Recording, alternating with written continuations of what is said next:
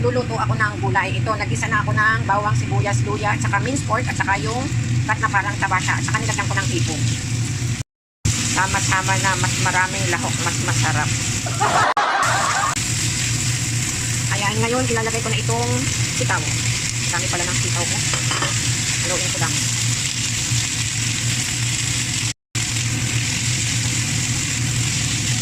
Nilagyan ko nga pala siya ng crab meat. At ngayon, ilalagay ko itong kalabasa at saka bell pepper. Nilagyan ko nga pala ng bell pepper dahil meron akong stock dito para hindi naman masayang. Nga pala guys, dito sa Hong Kong, ang kalabasa napakadaling maluto kaya inuna ko ang sitaw.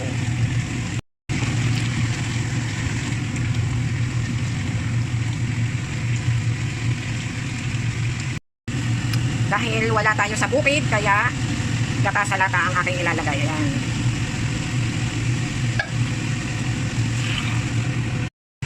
Ayan, luto na ang ating ginataang gulay.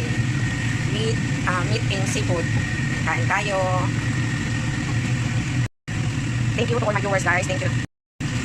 Maraming salamat guys sa inyong panonood. Talagang ang buhay natin ngayon ay ang social media. Kain na po tayo.